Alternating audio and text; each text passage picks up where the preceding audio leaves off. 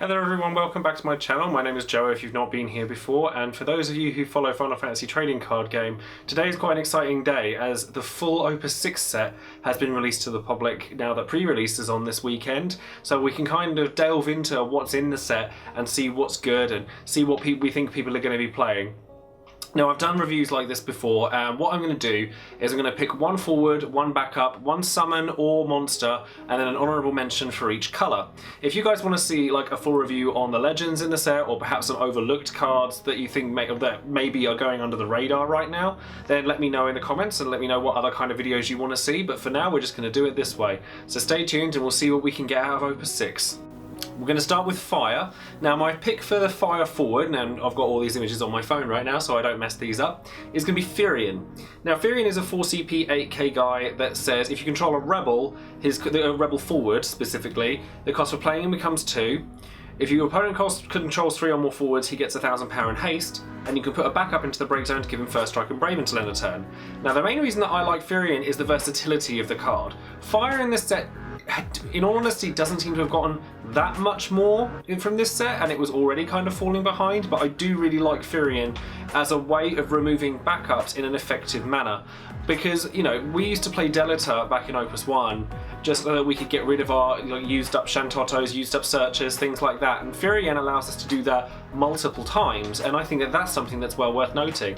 And not only that, but if your opponent's kind of getting overwhelming, then he becomes bigger and he has haste, and if you are playing like an FF2 theme, and there are quite a few good FF2 forwards in this set, you know, you can get him really cheap and like the value becomes exponential over the course of time. So I really like Firion.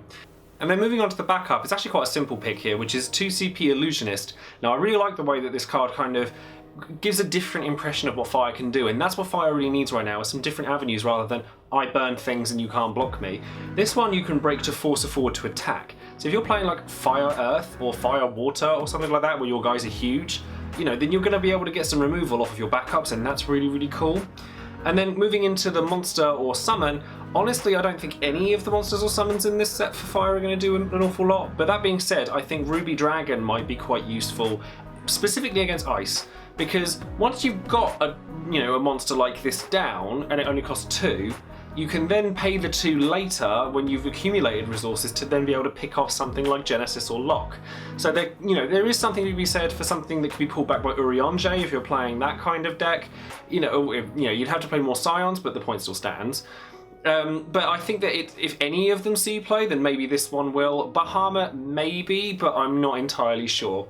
And then my honourable mention for this goes to Vermilion Birdless Sea Kaituna, who I think is just a really interesting card. It's a 6-drop backup that makes all of your fire summons deal 1,000 more damage. And that 1,000, as we've discovered by the power boosting cards like Maria or Duke Larg, etc., can make all the difference. And then when she comes into play, you can search for a fire summon that costs 4 or less and then cast it without paying its cost. So Bahamut from Opus 4 is a really good candidate for that because it's going to deal 9,000 damage and remove the card from the game.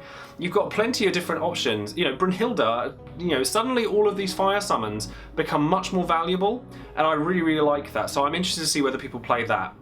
Moving into Ice now, which I know is going to be the hot topic for a lot of people, and the forward that I've chosen is probably not going to come as a surprise to anyone because it's Kuja. Now, I've done a spotlight video on Kuja before already, and I'll leave a link in the description box for that, but honestly, just watch that. If you want to know what my opinion on Kuja is, he's just very, very good, and he's versatile, he has combo potential, he's powerful, he's got a big body. Whether he sees play, the number of him that you're going to play remains to be seen, but he's not going to write off Orphan or anything. He's just another really, really good ice card. So honestly, the card is just gonna, whether people play it or not against other ice cards, because there's so many good ones now, I don't know, but he is really, really good. And then for the backup, I've gone with Ysayle, because honestly, the one thing that ice really didn't need more of is searchers. And now it's got a universal one. Like, Ysayle can search up any ice forward. You're probably not going to run that many of her because you're going to be running Gestalian Empire Sid, but this might replace Mog 13 because Mog 13 can only really search like Sarah or Orphan, whereas this Ysayle can search up Genesises, I don't know, however you pronounce the plural for that. And, it can get the FF6 engine on the go because it can search up Setzer, which can search up Sid, which can search up Locke. It's just the consistency of Ice is going to increase even further than it already has. And then the summon that I've chosen here is Doom Train, because one of the things that Ice didn't have an awful lot of is actual removal. You know, Doom Train from the last set, or Glacier Labolus as it was known in the Mobius set, is a removal piece. However, it doesn't deal nearly as much damage as Doom Train does. So honestly, the fact that your opponent only needs one or less cards in their hand to reduce the cost by 2 is almost irrelevant to me.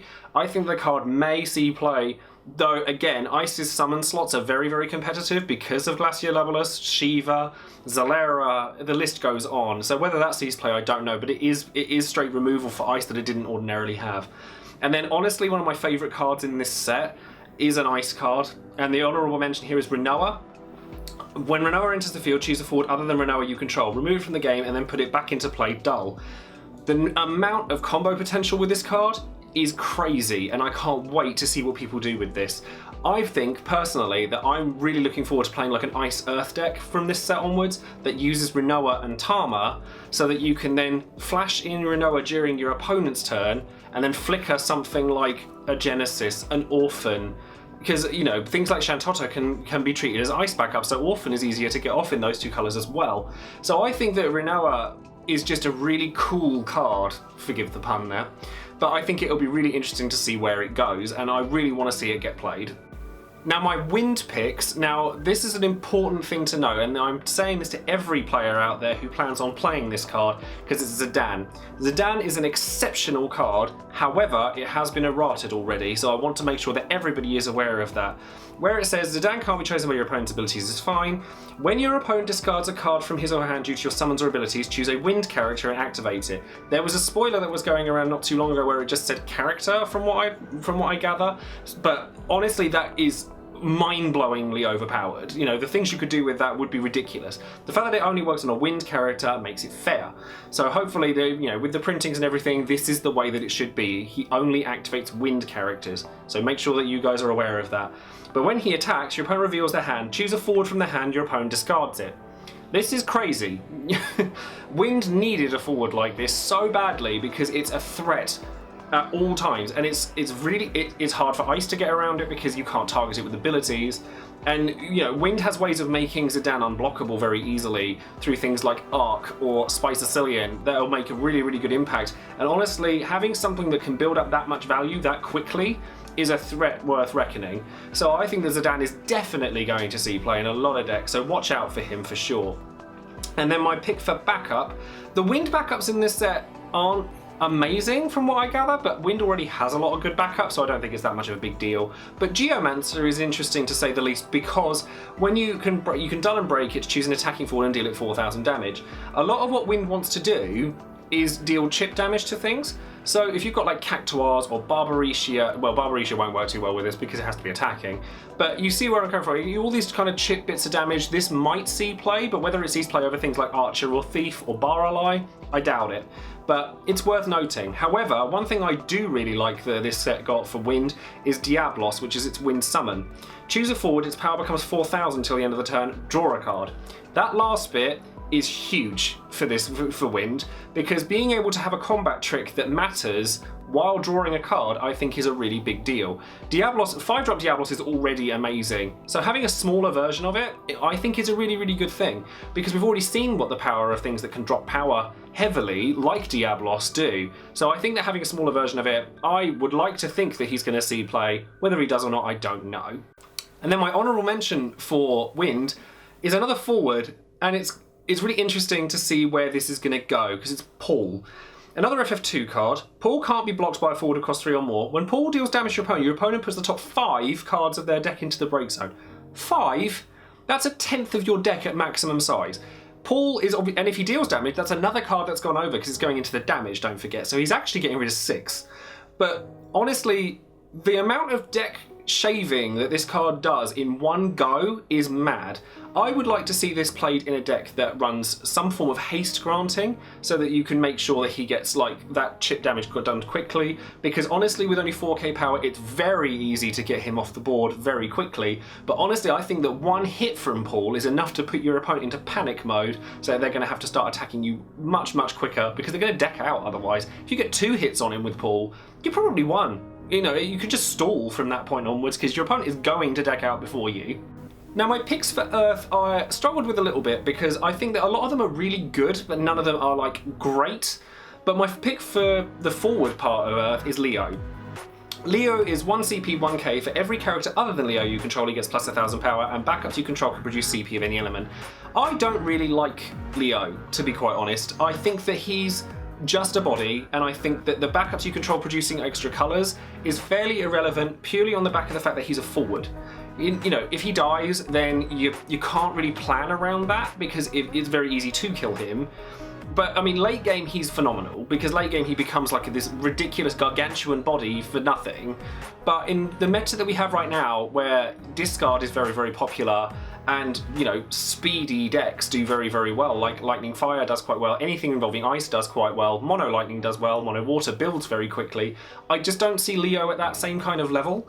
But I think he's an interesting card, and I think that he will see play regardless of what I think. So that's why I wanted to mention him. And then similarly, I went with Minfilia for the backup. Now Minfilia is cool, but I don't think she's amazing because I think that, you know, when she comes to play, choose up to 2 characters in your break zone and add them to your hand. First thing I want to mention is that artwork is stunning. All of FF14's artwork is stunning, and this is no exception. And 3 or 2 Earth, 1 and Dull and Break. Choose a light or dark character and break it. Now, I think it's nice. I would never run more than 1 of this, if any at all. And if I were running Scions, I would pretty much almost well, in fact, I would definitely always use the other Minfilia from Opus V. But I think that a lot of players are going to like the ability to recur characters for the sake of S abilities and things like that. So I do think that there's a chance that she could see play. My pick for Earth Summon here is actually going to go to Titan. Now Titan I actually do think is a really, really cool card. It's a little on the expensive side at 5 CP, but the potential you have with it is actually very, very powerful. Say you're attacking with somebody or blocking somebody that you're 1000 power or, you know, trading with the opposing unit. You could use Titan to increase your power by 2000 and then use the power dealt from Titan itself to a different forward, so you're actually taking out 2 guys at the same time. This is really powerful, and if you imagine that being on Dadaluma as well, then the damage potential is massive, or worse, forward Shantotto, but you'll end up just removing everything off the board anyway. But I do think that Titan is really interesting, so I would like to think that he's going to see some play. I don't think you're going to run many of him, but he is an interesting card. Now, my honourable mention, I'm actually going to cheat here a little bit, and I'm going to call for 2 cards, and that's Y'shtola and Kryl. Now, I think that the Scion deck, when I initially looked at the FF14 deck, I actually wasn't all that impressed by the Scions, but the more I'm looking at it, the more I think they're actually very good, and all I thought they would need is a little more support and stuff that's actually relevant, because Thancred, bless him, isn't all that great, and I think Y'shtola is really, really useful because it's just another threat other than Ida. You know, it's something that can do a lot of, you know, can really dish out the damage very quickly. And then Kryl's effect is fairly useless, being honest. It's going to get used once in a blue moon against the occasional water deck that still bounces things. But the fact that it's a 2 CP Scion in Earth makes it useful. Because, you know, Ida is going to get stronger off of it. It counts towards Y'shtola's effects, and it makes the whole thing a little bit more lucrative because you have 3 backups for Scions in Alphinaud, Alize, and now Kryl, and now you've got a much wider range of forwards because you have Y'shtola as well. You're still going to run things like Thancred, but I do think that the Scion deck is actually going to get a lot more powerful because of just having 2 more Scions, so I wanted to mention those. Now with Lightning, it's going to be really difficult to pick any other forward in this set than Estinian. Estinian is terrifying. He is fantastic, and that artwork is, again, I already said this with Minfilia, but look at him. He's beautiful. Mind-blowing. Honestly, I think this card is incredible, and the power behind this card is scary. Like, if you ever wanted an endgame push card, budge over Lightning, because this guy's come into play. And he's just amazing. You know, he can attack twice. You can activate it, like, you can activate him and then not attack with him, so he's still available to block. Whenever he is blocked, break the blocking forward, and because of that ability, that counts before damage, so therefore it's going to be impossible for your opponent to do anything with it. Once you have Estinian down, your opponent's on a clock. They have to either kill him or they will die to him. He is just phenomenal. I can't wait to see this card get played.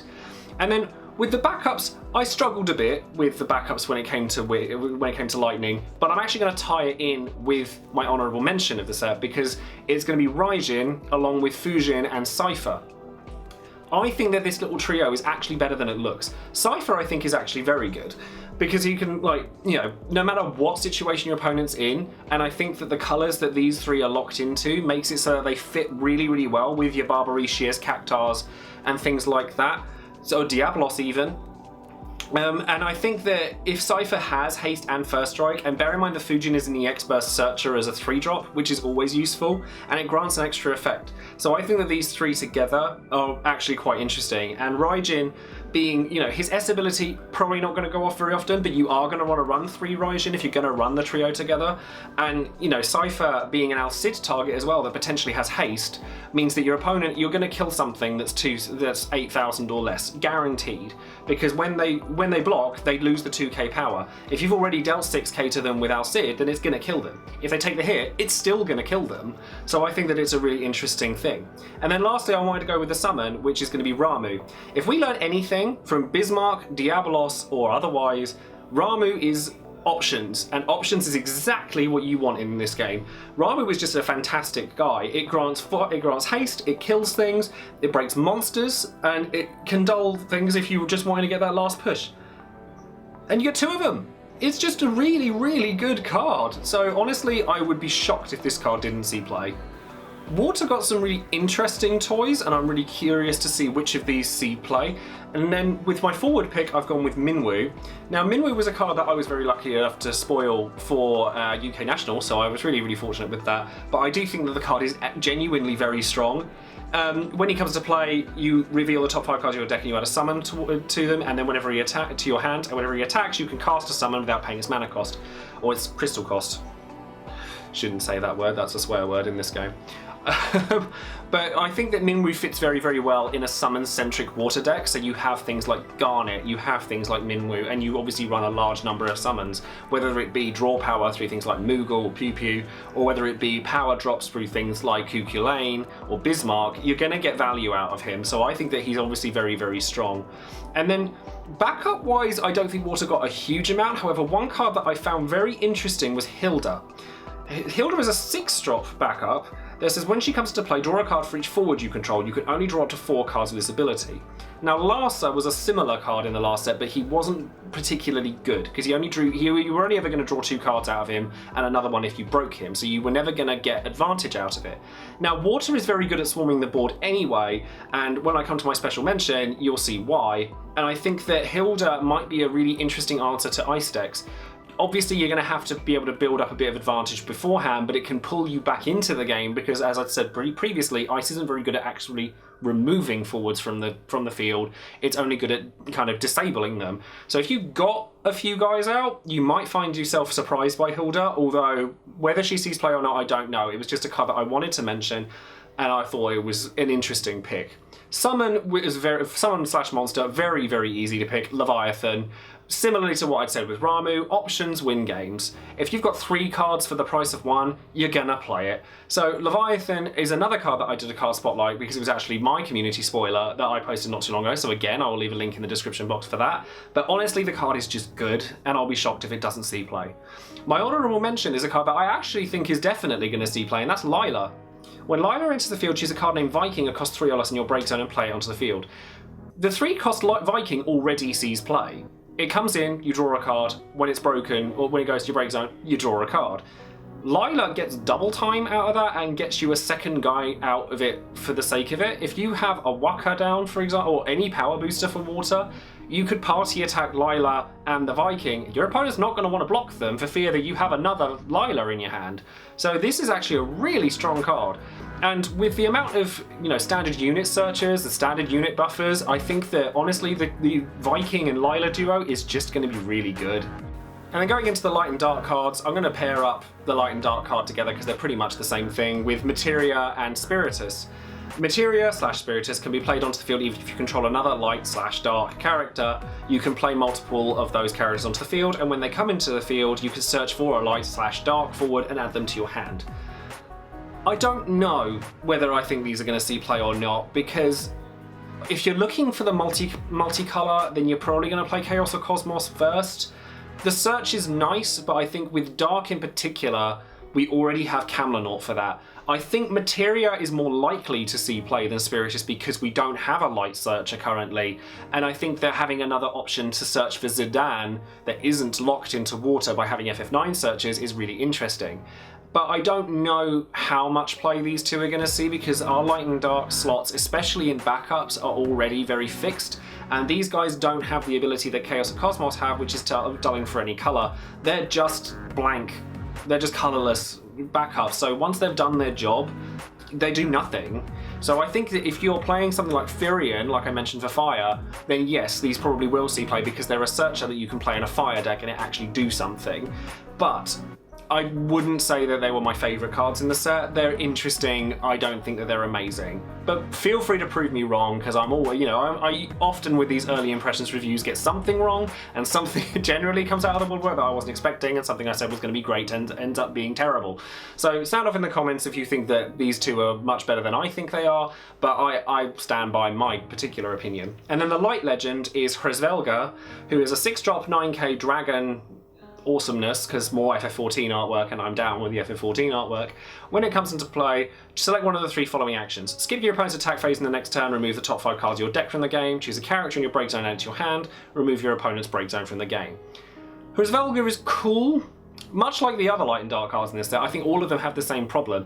They are cool, they are not better than the cards that we currently have. Light and dark slots in your deck are premium. So we had Dark Emperor, Light Terror, Light Zidane, all of which have done pretty wondrous things over the course of time. Dark Kefka, in fact, has been seeing a lot of play recently. Hrzvelga has 3 different effects. I'm not sure how many of them are actually useful. If you're skipping your opponent's attack phase to remove the top 5 cards of your deck from the game, you're either pushing the next turn to win, or you're backpedaling because you're scared your opponent's going to kill you. But if you're milling the top 5 cards of your deck from the game, then they're kind of not having to do very much after that anyway.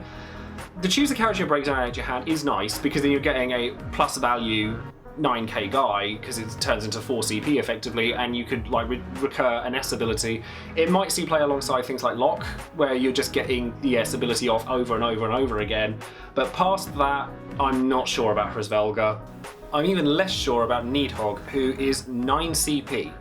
Yeah, 9. He's a 9 CP, 9k guy, and when you do play him, you do get a lot out of him. You get to remove a random card out of your opponent's hand, and you get to remove a forward from the field. 9 CP though, like, it's just, I don't think that Needhog is going to see as much play as some other cards just because his cost is so high. Yeah, alright, he's probably better than Sephiroth was back in Opus 1, but we're at Opus 6 now. Honestly, he should be.